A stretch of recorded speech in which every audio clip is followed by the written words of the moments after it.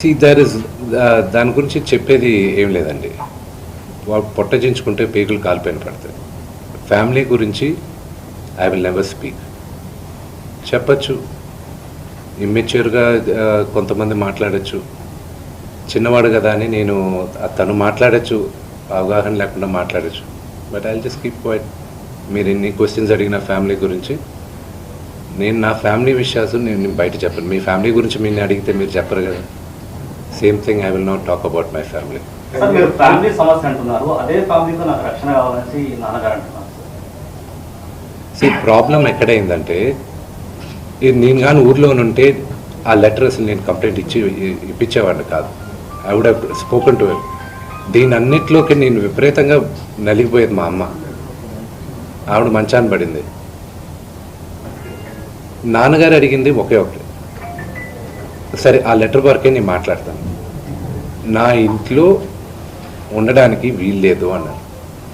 అంతవరకే మాట్లాడుతున్నా, అంతవరకే. కానీ ఫ్యామిలీ కూడా మీరు తమ్ముడిని ఇంట్లో ఉండొద్దు అంటానికి కారణం ఏంటి? తమ్ముడితో అభద్రతను ఫీల్ అవుతున్నారా? తమ్ముడు ఆస్తి అడుగుతున్నాడా?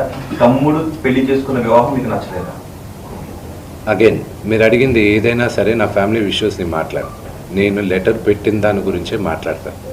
ఇవన్నీ మీరు ఏమన్నా ఊహించుకోవచ్చు. కానీ సుమాన పెళ్లి చేసుకున్నాడు, బిడ్డను కన్నాడు.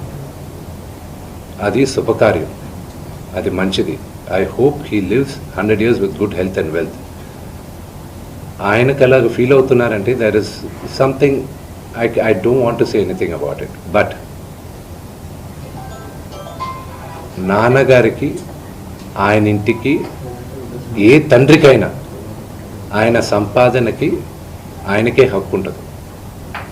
మా నాన్న ఆయన ఆస్తులన్నీ ఆయన కష్టార్జితం. మా నాన్న ఈ రోజుకి గర్వంగా చెప్పుకుంటారు, నాకు 2 చొక్కాలు ఉన్నాయి, ఆ చొక్కాలు నేను గంజి పెట్టుకొని నేను ఐరన్ చేసుకున్నాను. ఎందుకంటే డ్రెస్ అండ్ అడ్రస్, ఒక వ్యక్తితో ఎలా మాట్లాడతావు అడ్రస్, నువ్వు వేసుకున్న బట్టలు, డ్రెస్, ఈ 2 గొప్పగా ఉండాలని. ఆయన తినడానికి, బ్రేక్ఫాస్ట్ తినడానికి డబ్బులు లేని రోజులు ఉన్నాయి ఆయనకి. ఆయనే గర్వంగా చెప్పుకుంటారు, మీ అందరి ముందు కూడా చెప్పున్నారు. ఆయన అక్కడి నుంచి ఆయన స్వయం కృషితో ఈరోజు ఆయన కానీ లేకపోతే మా అందరికీ మొదటి గుర్తింపు లేదు. మీరందరూ కూడా మాకు గౌరవం ఇచ్చేది కూడా మోహన్ బాబు గారి పిల్లలనే. ఇప్పుడు ఆయన లేకపోతే మేము లేము. ఇప్పుడు ఇట్ ఈస్ అన్ఫార్చునేట్. ఇప్పుడు ఆయన ఈరోజు నువ్వు నా దగ్గర ఉండడానికి వీల్లేదు అన్నాడంటే ఆయన ఇంట్లో, నేను ఉంటాను, నాకు హక్కేం ఉంది. నేను కానీ, మా సోదరి కానీ, నా సోదరుడు కానీ, మేమందరం బయట ఉండేవాళ్ళం. నేను బయట ఉంటున్నాను, సపరేట్ ఉంటున్నాను.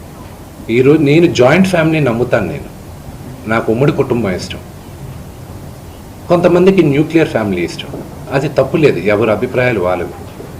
ఇప్పుడు నాన్నగారికి పలానా వ్యక్తి ఇంట్లో ఉండడం ఇష్టం లేదు, నా ఇల్లు ఇది వద్దు అన్నప్పుడు ఆ మాటకి గౌరవం ఇవ్వాలి, తండ్రికి గౌరవం ఇవ్వాలి.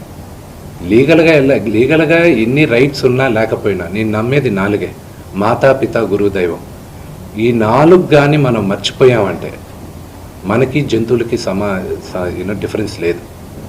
తల్లిదండ్రులని రెస్పెక్ట్ చేయని వాళ్ళు ఏ రోజు దేవుడు కరెక్ట్గా చూడరు. మనోజ్ మోహన్ బాబు గారిని రెస్పెక్ట్ చేయట్లేదా? తల్లిదండ్రులను రెస్పెక్ట్ చేయట్లేదా?